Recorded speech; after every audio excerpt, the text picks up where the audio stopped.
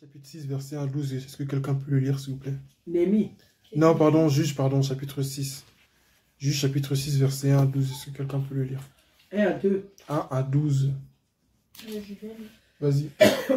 Lis Allez. fort. Amen. Amen. Les Madianites opprimèrent. Les Israélites firent de nouveau ce qui déplaît au Seigneur. C'est pourquoi le Seigneur les livra aux Médianites pendant 7 ans. Les Médianites opprimaient durement Israël. Pour leur échapper, les Israélites utilisèrent les couloirs, les cavernes et les endroits escarpés des montagnes. Chaque fois que les Israélites avaient ensemencé leurs champs, les Madianites venaient les attaquer avec les Amélicites et des nomades de l'Orient. Ils campaient sur leurs terres et détruisaient les produits du sol jusqu'à proximité de Gaza. Ils ne laissaient rien à manger aux Israélites, ils ne leur laissaient ni moutons, ni bœufs, ni ânes. En effet, ils se déplaçaient avec leurs troupeaux et leurs tentes, ils arrivaient en masse comme les sauterelles, ils étaient si nombreux, eux et leurs chameaux, qu'on ne pouvait pas les compter. Ils envahissaient le pays et les dévastaient. Ainsi les Israélites furent plongés dans une telle misère par les Médianites qu'ils appelèrent le Seigneur à leur secours. Lorsque les Israélites demandèrent au Seigneur de les libérer des Médianites, celui-ci leur envoya un prophète qui leur dit : « Voici ce que déclare le Seigneur, Dieu d'Israël. C'est moi qui vous ai fait sortir d'Égypte, le pays où vous étiez esclaves. Je vous ai délivré des Égyptiens et de tous ceux qui vous opprimaient. J'ai chassé vos ennemis au fur et à mesure que vous avanciez, et je vous ai donné leur pays. Je vous ai rappelé que j'étais le Seigneur votre Dieu, et que vous ne deviez pas adorer les dieux des Amorites dont vous habitez le pays. Mais vous ne m'avez pas écouté. » Continue au verset 11 et jusqu'à 12. Okay. Jusqu'au verset 13 aussi. Dieu charge Gédéon de sauver Israël. L'ange du Seigneur vint au village d'Ophra. Il s'assit sous le chêne situé dans la propriété de Joach, un homme du clan d'Abiézer. Gédéon, fils de Joach, était en train de battre le blé dans le pressoir à raisin pour ne pas être vu des Médianites. L'ange du Seigneur lui apparut et lui dit : « Le Seigneur est avec moi, valeureux combattant. » Gédéon répondit : « Pardon, mon Seigneur, si le Seigneur est avec nous, pourquoi tous ces malheurs nous sont-ils arrivés? Où sont donc tous ces prodiges dont nous parlaient nos pères quand ils nous racontaient que le Seigneur les avait fait sortir d'Égypte?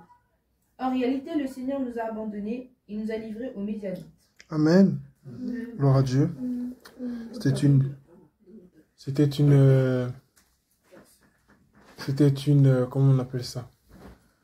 Une longue lecture, amen, mais qui en valait la peine. C'est le passage que le Seigneur m'a inspiré ce matin en me réveillant et que je vous ai partagé. Le message fait au moins 40 minutes, donc vous aurez le temps de le réécouter, mais je vais le refaire en plus bref, amen. Le thème de ce matin, c'était « Où est le Dieu de la Bible ?» Amen. Aujourd'hui, moi, ce qui me choque beaucoup et ce qui me révolte intérieurement, c'est quand je vois que sur des plateaux chrétiens, il y a au moins 5 prophètes, 6 prophètes. Dans une église, il y a un prophète. Ou il y a au moins 5-6 pasteurs dans une assemblée ou dans une ville ou dans un pays même. Alors, comme celui-là, on est beaucoup de chrétiens. Ou quand on me dit que sur Paris, il y a beaucoup d'églises. Et voir que Dieu ne s'adresse à chacun, ou toutefois que personne n'entend la voix de Dieu qui parle pour cette nation, je trouve ça un peu révoltant. Pourquoi j'ai voulu qu'elle lise jusqu'au verset 13? Pourquoi j'ai voulu qu'elle lise tout? Parce que ça nous permet de voir le contexte dans lequel Israël était. Israël avait encore désobéi à Dieu comme d'habitude. Bon, c'est pas nouveau, ils font ça tout le temps. C'était vraiment une tendance chez eux de désobéir au Seigneur. Et là, il y avait des peuples du coup qui sont venus les dominer. Mais dans ce passage, il y a certains aspects qui vont vraiment nous intéresser. Le premier est l'oppression du peuple. Amen. Le peuple qui est sous domination étrangère. L'Église est sous domination étrangère. L'Église est sous la domination d'esprits étrangers. Quand on dit une vérité dans l'Église et que la vérité n'est pas positive, on ne dit pas Amen. Amen. Mais si je dis par réflexe, je dis Amen en vous interrogeant, on ne répond pas Amen. On peut dire c'est vrai parce que c'est vrai. On peut dire oui. On peut dire ce qu'on veut, vérité ou autre chose. Mais pas Amen, parce que ce n'est pas positif. Amen.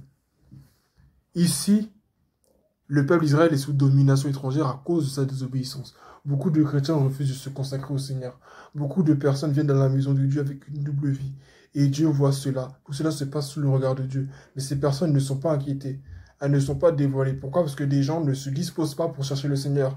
Et comme nous ne disposons pas pour chercher le Seigneur, et selon au milieu de nous, ils font des bêtises. Et on s'étonne de pourquoi l'œuvre de Dieu n'avance pas. Mais il y a des sorciers qui sont là, qui sont assis sur l'église. Des gens même qui peut-être, ils ne vont peut-être pas la sorcellerie proprement dit, mais ils ont érigé des lois dans l'église qui font que l'Esprit de Dieu ne peut pas se manifester. C'est de cette domination dont je parle. Non, on ne peut pas évangéliser parce que ici, on est dans un pays étranger qui nous dit qu'il ne faut pas faire ceci. Voilà les dominations étrangères. Voilà l'esprit étranger. Non, il faut donner telle somme d'argent pour être béni. Voilà les esprits étrangers. Non, il faut faire ceci, il faut faire cela pour être béni. Nous sommes devenus des cupides spirituels. Voilà toutes ces dominations étrangères. Les hommes de Dieu qui nous font croire que, non, si tu te lèves dans la maison de Dieu pour faire ceci, pour faire cela, on va te maudire. Voilà les abus spirituels que certains hommes ont. Certains pères spirituels, soi-disant, qui ont pris la place des parents biologiques dans la vie de leurs fidèles. Voilà cette domination-là dont je parle. La peur d'évangéliser, la peur de servir Dieu, la peur d'être arrêté, la peur d'être rejeté, la peur d'être incompris, la peur d'être persécuté. Voilà la domination dont je parle. Et Israël était sous une domination. Mais Dieu avait une parole. Il a dit qu'ils ont crié à l'Éternel. Et l'Éternel leur a envoyé un prophète. Mais ce prophète ne les a pas délivrés. Amen. Amen.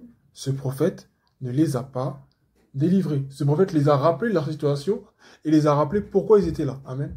Deuxième point, lorsque nous crions à Dieu, Dieu se sert Dieu se servira de personnes de façon différente. Amen. Nous voyons l'histoire de Jésus et cette histoire ici, le Saint-Esprit ce matin m'a fait le parallèle entre l'histoire de Jésus, cette histoire-là, par rapport à l'histoire du baptême. Jean le Baptiste dit, il y a quelques mois, je vous baptise d'eau au nom de la repentance. Mais celui qui vient après moi, je ne suis pas digne d'ôter la courroie de ses sandales. Il vous baptisera du feu et du Saint-Esprit. Amen. Jean-Baptiste, certes, il avait une mission. Il ne faisait pas de miracle. Mais il avait une mission et cette mission, il l'a remplie. Tout le monde n'a pas la même mission dans la maison de Dieu. Donc, ne blâmons pas toute l'église en disant pourquoi tout le monde ne se lève pas. Tout le monde n'a pas la mission de se lever. Celui qui a parlé avant, le prophète qui a prophétisé avant Gédéon, il avait sa mission. Et sa mission était de parler au nom du Seigneur. Parce que c'était le moment où Dieu voulait répondre à son... Dieu voulait envoyer une réponse et Dieu est passé par lui. Mais ce n'était pas à lui de délivrer Israël. Tous les enfants de Dieu ne vont pas se lever pour dire au nom du Seigneur, Dieu a dit ci, Dieu a dit cela. Amen. Mais certains se lèveront juste pour parler au nom du Seigneur. Et ils ne feront pas de prodige, ils ne feront pas de miracle. C'est pas dire que Dieu ne les a pas envoyés. Beaucoup de chrétiens, Dieu vous envoie peut-être juste pour parler, pour délivrer un message, pour semer quelque chose. Mais ce n'est peut-être pas par vous que les âmes vont venir, ce n'est peut-être pas par vous que les choses vont se faire dans la nation, ou peut-être par vous que le réveil va venir dans l'église. Mais Dieu peut passer par vous pour délivrer un message sur les réseaux sociaux. Amen. Et il faut le délivrer. Donc, le deuxième point, c'est, même lorsque Dieu veut intervenir, il n'intervient pas de la même manière au travers de tout le monde. Dieu se sert de chacun de manière différente. Amen. Troisièmement, Dieu se révèle toujours. Amen. Dieu se manifeste. Encore une fois, Dieu répond. Et Dieu répond en choisissant celui qu'il a vraiment choisi. Amen. Pour changer la situation. Jésus devait venir après Jean-Baptiste. Tout comme Gédéon devait venir ici après le prophète qui a parlé. Amen. Et Jean-Baptiste devait venir avant Jésus pour préparer le chemin. Tout comme ici le prophète devait venir avant Gédéon. Pour, comme on peut le dire, apprêter le cœur du peuple d'Israël pour qu'il reçoive son libérateur. Puis l'ange de l'Éternel vint et il s'assit sous le térébinthe d'Ophra. Juste avant que le prophète ait parlé, il y a un ange qui est venu de l'Éternel. Il s'assit sur le térébinthe qui appartenait à Joaz, membre de la famille d'Abiézer. Son fils Gédéon battait le blé au pressoir pour le mettre à l'abri des Madianites. Gédéon était déjà dans un acte de rébellion, dans un acte qui allait à contresens. Quand Dieu t'a appelé, tu ne peux pas regarder comme tout le monde te regarde. Celui que Dieu a appelé est quelqu'un de différent. Celui que Dieu a appelé ne suit pas la masse. Souvent, on a l'habitude de dire, si tel dit ça de toi, si une personne dit ça de toi, une deuxième personne dit ça de toi, une troisième personne dit ça de toi, c'est que c'est toi le dénominateur commun. C'est que c'est toi qui as un problème. Ce n'est pas forcément le cas. Amen. 12 personnes peuvent dire que tu as péché. Comme 3 personnes me disent que Job avait péché, Job n'avait pas forcément péché. Tout le monde peut dire que tu es orgueilleux. Mais vous savez, quand quelqu'un est vraiment rempli du Saint-Esprit, il sera jugé d'orgueilleux. Quand quelqu'un est vraiment rempli du Saint-Esprit, quand quelqu'un est vraiment appelé à faire quelque chose de la part du Seigneur, il sera mal jugé de la part de son entourage. Il sera rejeté de la part de son entourage. Alors ne nous attendons pas à avoir un bon témoignage. Parce que nous, en tant qu'enfants, souvent, nous ne nous rendons pas compte. Hein, mais nous sommes des fois idolâtres de notre propre bonté, de notre témoignage au bout d'un moment. Non, je dois avoir un bon témoignage d'être comme Christ. Donc ça, je peux pas faire, je peux pas faire. Mais quand tu regardes Jésus, est-ce que Jésus avait un bon témoignage devant les gens? Jésus faisait des miracles. Jésus, le fils de Marie. Jésus faisait des prodiges, c'est vrai. Mais Jésus était mal vu. Jésus était vu comme un orgueil. Jésus était vu comme un enfant fait hors mariage. Jésus était vu comme un blasphémateur, comme le diable souvent, comme un sorcier, comme un magicien. Mais Jésus était pourtant le Fils de Dieu. Jacques pour autant n'avait pas péché. Gédéon ici a vraiment été appelé par le Seigneur. Et dans l'Église de Dieu, Dieu veut rappeler qu'il est le Dieu de la Bible au travers de certaines personnes. Mais souvent, nous pensons que ça serait orgueilleux pour nous de nous lever. Alors, nous ne voulons pas le faire. Ici, l'ange éternel lui a dit, à propos, lui a apparu et lui dit, l'Éternel est avec toi, vaillant héros. C'est Dieu qui l'a appelé comme ça. Amen. C'est Dieu qui t'a appelé prophétesse des nations. C'est Dieu qui t'a appelé pasteur. C'est Dieu qui t'a appelé mon enfant. C'est Dieu qui t'a appelé mon élu. C'est Dieu qui t'a révélé que tu étais spécial. Parce qu'on le veuille ou non. On a beau dire que non, ça n'existe pas, on est tous pareils. C'est faux. On n'est pas tous pareils dans la maison de Dieu. C'est faux. Il y a des gens qui sont vraiment spéciaux, que Dieu a appelés à faire quelque chose de particulier. Les élus. La Bible dit, il y a beaucoup d'appelés, mais il y a peu d'élus. Pourquoi il fait la différence entre les appelés et les élus? Mais les deux en soi sont élus parce que ceux qui sont appelés, ils sont pris aussi au milieu d'une foule. Ils sont appelés aussi à faire la distinction. Mais pourquoi? Parce qu'en fait, même parmi les appelés là, les élus sont appelés à faire la distinction au milieu des appelés. Il y a des familles qui sont comme ça. Il y a des personnes qui sont comme ça. Et des fois, ces personnes-là, qu'est-ce qu'elles font quand elles sont dans certaines assemblées, qu'on les méprise, elles s'en vont. Mais en réalité, c'est des personnes que Dieu a vraiment appelées pour se manifester de manière différente. Dieu t'a appelé pour qu'au travers de toi, il se manifeste de manière différente. Il faut répondre à l'appel. Amen. Ce matin, le Seigneur m'a rappelé cette pensée et on était là avec une de mes sœurs en Christ et on en parlait une fois. Et on se disait, mais où est le Dieu de la Bible? Est-ce que ce Dieu a changé? Et je le disais dans ma vidéo ce matin, est-ce que Dieu est parti en voyage? Est-ce que Dieu a pris une pause café? Est-ce que Dieu est parti en vacances? Est-ce que Dieu dort? Est-ce que Dieu est mort? Non, il est vivant. Il est vivant, il est réel. Il est toujours vivant. Mais est-ce que nous sommes prêts à croire qu'il peut se manifester à cette dimension-là? Vous savez, dans ce monde, tout est fait pour nous distraire, pour nous ramener, entre guillemets, sur terre. Nous faire croire que la seule partie de la réalité qui existe, c'est celle que l'on touche, c'est celle que l'on voit. Mais la réalité la plus accessible, la plus vraie, la plus réelle, la plus authentique, c'est celle qu'on ne voit pas. C'est celle qu'on ne voit pas. Nous avons récemment parlé du coronavirus, non? Le coronavirus, c'est un microbe. C'est une molécule, c'est quelque chose d'invisible qu'on ne voit pas, mais qui a impacté beaucoup de gens, qui a tué beaucoup de gens. Ce qui a été invisible a tué des millions dans le monde. On a fait des fausses communes parce on parle de bactéries, on parle de ceci, on parle de cela. Donc, ce qui est invisible, ce qui est même le plus petit est plus dangereux que ce que nous voyons. Nous devons nous lever pour servir le Seigneur. Où est le Dieu de la Bible? Dieu est bel et bien là, Dieu est dans sa parole. Mais Dieu attend des hommes et des femmes qui se disposent et qui le cherchent. Est-ce que nous sommes prêts à abandonner? Je viens du travail, j'ai envie de manger, j'ai envie de boire. Non, je vais prendre au moins 15 minutes pour prier. Je viens de l'école, je suis fatigué, j'ai envie juste de me laver et de dormir. Maintenant, je vais prendre juste 15 minutes pour prier. Je dis que je vois qu'il fait tard, peut-être que demain je commence à être à 9 h. Ben, allez, 10 minutes pour prier, c'est rien du tout. Aujourd'hui, on trouve toutes sortes de raisons pour ne pas se consacrer au Seigneur. J'ai entendu des gens qui ont dit, non, mais aujourd'hui, on n'est plus autant d'avant. Mais bien sûr, aujourd'hui, on n'est plus autant d'avant, on n'a plus le temps, les gens travaillent, les gens vont à l'école, donc on n'a plus le temps. Mais qui a dit ça? C'est des raisonnements comme ça qui endorment l'Église. Et on est là, on vient religieusement, on adore Dieu. Mais on parle du Créateur des cieux et de la terre. Mais ce Dieu-là, tu peux lui mettre un masque? Ce Dieu, tu peux l'enfermer dans une salle? Ce Dieu, tu peux l'empêcher Non. Dieu a été beaucoup réduit, beaucoup ridiculisé, beaucoup humilié. Jusqu'à quand encore? Combien d'années encore est-ce que ce Dieu va-t-il... Nous allons rester dans le silence. Ici, Dieu s'est manifesté. Rappelons-nous, hein, Gédéon a été choisi, l'ange est apparu et le prophète a parlé. Pourquoi? Parce que le peuple a crié au Seigneur. Si le peuple n'aurait pas crié au Seigneur, il n'y aurait pas eu de prophète, il n'y aurait pas eu d'ange, et puis il n'y aurait pas eu de Gédéon. Et personne n'aurait reçu la parole. Mais il y avait un besoin. Et quand Dieu appelle quelqu'un, c'est parce qu'il veut répondre à un besoin. Et il y a un besoin qui est là.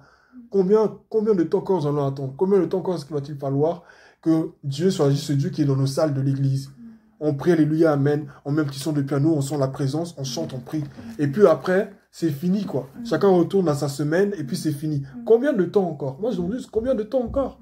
On nous a des années enseigné un Dieu. Mais un Dieu qui est quoi? Qui n'existe que le dimanche? Qui n'existe que dans nos salles? Qui n'existe que dans nos chambres? On prie, ah, j'ai la réponse de Dieu aujourd'hui. Ah, c'était un bon moment. Ok, c'était bien, mais et alors? Combien d'âmes sont sauvées quand on sort de là? Pourquoi dans la Bible, il y a 3000 personnes qui sont sauvées le même jour? Et nous, aujourd'hui, quand on évangélise, on peine. Pourquoi? C'est que quelque part, nous ne disposons pas comme il le faut le dire. Nous ne nous disposons pas comme il le faut. Pour que la présence de Dieu se manifeste, il faut un sacrifice.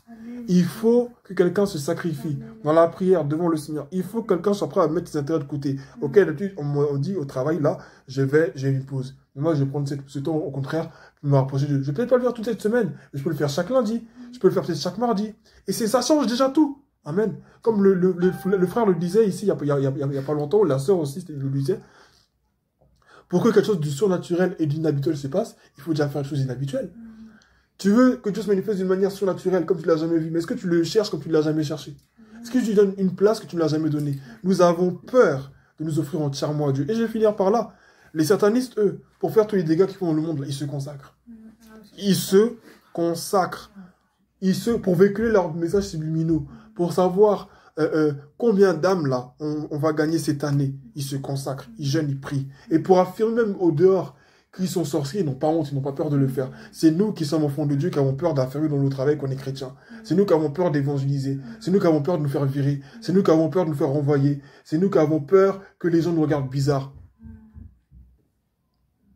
Et pourtant, c'est nous qui adorons le grand Dieu. Et c'est nous qui fuyons. C'est nous qui... Imaginez-vous à un moment donné, David fuir devant Goliath. Imaginez-vous à un moment donné, je sais pas moi, Moïse dire à tout le peuple d'Israël, bon, mais retournons en Égypte, il y a la mer qui est là. Ou bien non, mais Pharaon ne veut pas. Donc on retourne. Aujourd'hui, nous pensons qu'être soumis aux autorités, bon, il faut être soumis aux autorités, oui, mais à partir du moment où la volonté de Dieu et la volonté de l'autorité en question s'opposent, je ne peux pas me soumettre à cette autorité. À partir du moment où la vision d'une autorité quelconque et la vision de Dieu pour ma vie s'opposent, je ne peux pas me soumettre à cette autorité. À partir du moment où le chemin que une autorité me propose et le chemin que Dieu me demande de suivre ne vont pas dans la même direction, soit à un carrefour, je me dois de suivre le chemin que Dieu me demande de suivre.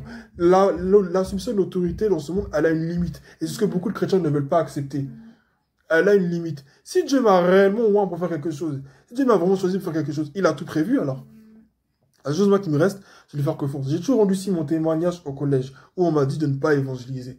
On m'a menacé de renvoi. Ceux qui m'ont menacé de renvoi, avant la fin du deuxième semestre, ils sont eux-mêmes partis. Je l'ai toujours dit ici. Au lycée, pareil, un homme encore m'a menacé. Lui-même, avant la fin de l'année, il est parti, il était muté ailleurs. Donc Dieu veille sur nous. Nous n'avons pas à avoir peur. C'est à eux d'avoir peur. C'est à eux de craindre. Mais pourquoi ils font des bêtises, ils n'ont pas à avoir peur? Parce que les gens ne se consacrent pas, c'est tout. C'est tout. Si nous, les chrétiens, dans une ville, on dit on gêne, on prie pour que vraiment le Saint-Esprit descende et tout, on se met vraiment à gêner pour que le Seigneur agisse, Dieu va faire. Amen. Donc je vais m'arrêter là. Où est le Dieu de la Bible? Dieu est dans ta consécration. Dieu est dans ta disposition. Et Dieu est prêt à se manifester. Mais pour cela, il faut des hommes et des femmes qui se disposent. N'ayons pas peur, parce que Dieu veut faire de grandes choses. Tu ne vas pas mourir si tu te consacres à Dieu. Au contraire, tu vivras. Donc, donner notre vie au Seigneur, c'est ça. Renoncer à nos intérêts, renoncer à nos plaisirs et suivre le Seigneur. Ce ne sera pas facile, mais commençons petit à petit. Le Seigneur nous guidera. Amen. Des fois, tu es là, tu sens que tu as prié, et puis tu sens que tu dois rester plus dans la présence de Dieu. Tu as lu un verset, et tu sens que tu dois aller plus loin. Va plus loin. Amen. Va plus loin. Le Saint-Esprit sait que demain tu es à l'école. Va plus loin. Le Saint-Esprit sait que demain tu travailles. Va. C'est ça, donner la priorité au Seigneur. C'est ça, donner la première place à Dieu.